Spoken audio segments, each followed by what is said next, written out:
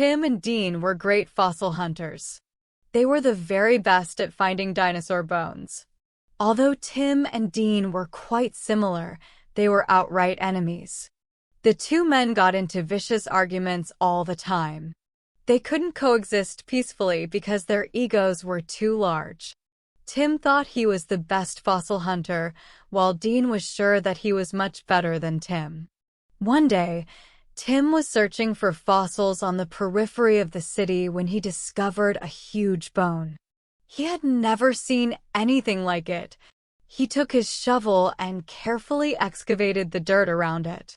As he dug, he uncovered more jagged bones.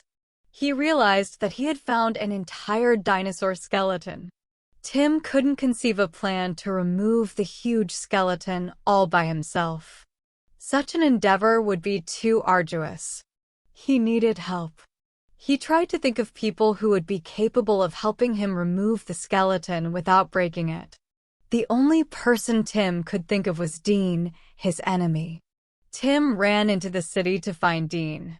Tim found him and said, "Dean, I found the skeletal remains of a huge terrestrial animal. But I can't get the skeleton out by myself. Will you please help me?" Dean thought that Tim's claim might be dubious. He replied, "If you're serious about the skeleton, I'll help."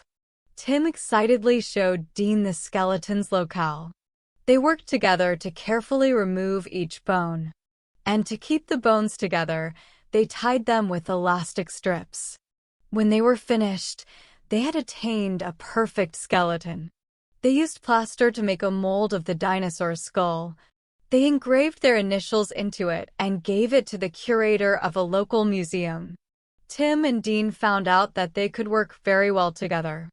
They decided to end their feud and become friends. By combining their talents, the men became even greater than they were before.